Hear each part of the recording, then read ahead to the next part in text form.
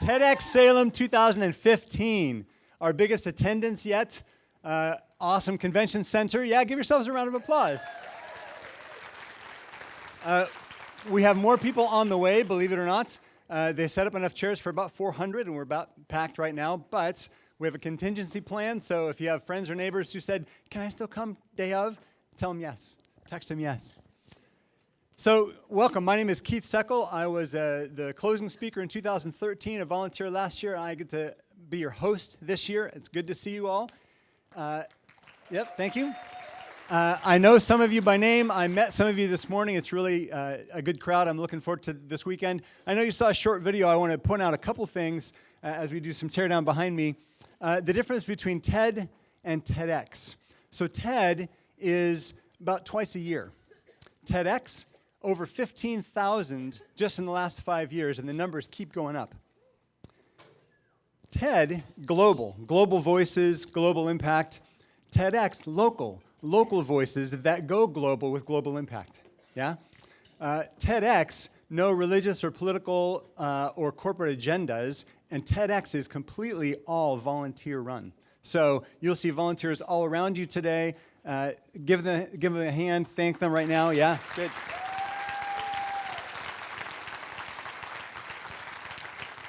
A couple housekeeping items to get us going for the day. So, hashtag TEDxSalem. We want you on social media today, putting it out there, Instagram, Facebook, Twitter, any other social media you want to put us on.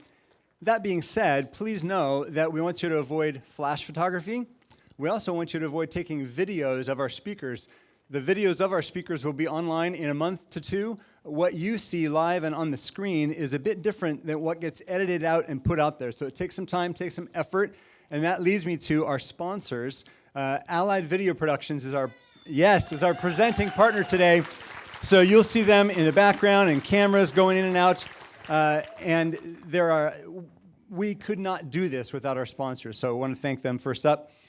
More housekeeping. Please be considerate to the speakers and the people around you. If you are going to take some images during or after or whatnot, your iPhone in front of somebody's face is not helping them enjoy the speaking experience, so be considerate about that.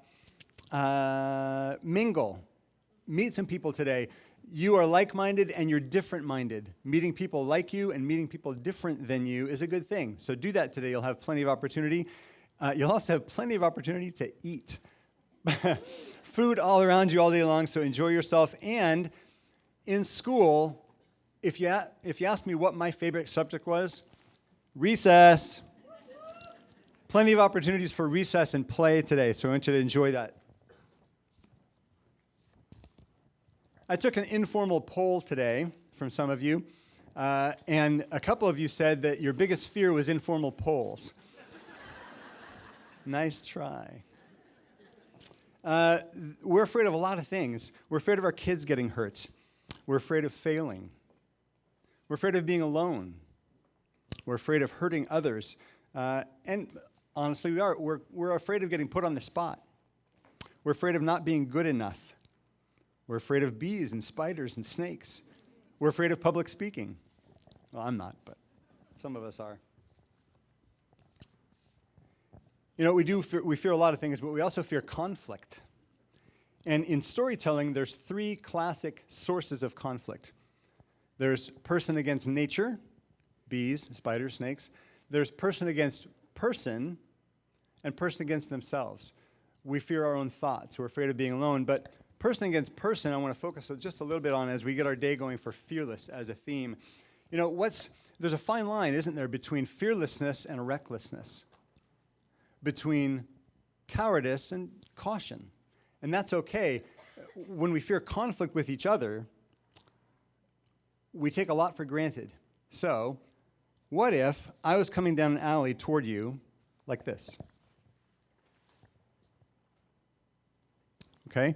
Now, what if I walked into your classroom or your synagogue like this?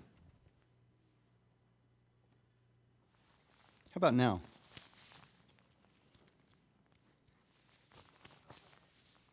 Does that make a difference in how you see me? How about now?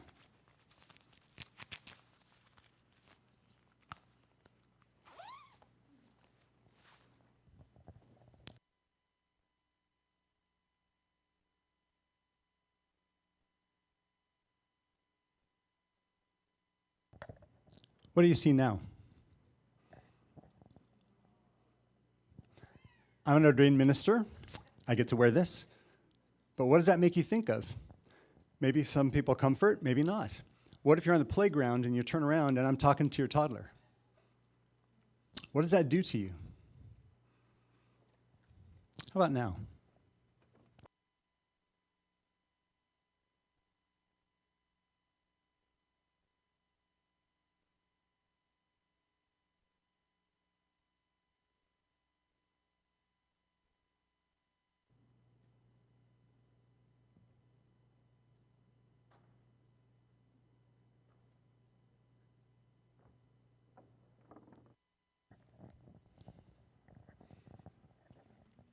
I'd like to think that this doesn't scare you.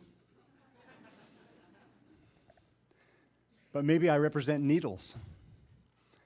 Maybe I represent pain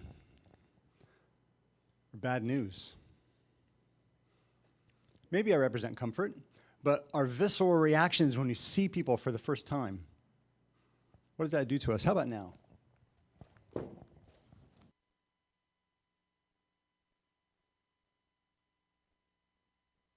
Scary, didn't I?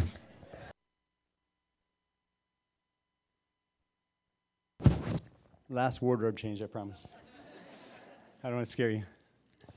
What if I'm just a guy? Maybe that's still scary for some of you. And that's okay. You know, we fear each other or we fear what we think each other represents, but if we allow ourselves just a smidgen of vulnerability, if we get to know one another and we find connection in humanity, comfort and peace through shared experiences, shared stories. Story is pivotal because we're so prone to label and fear, and vulnerability and empathy connect us. And we all have a superpower to help.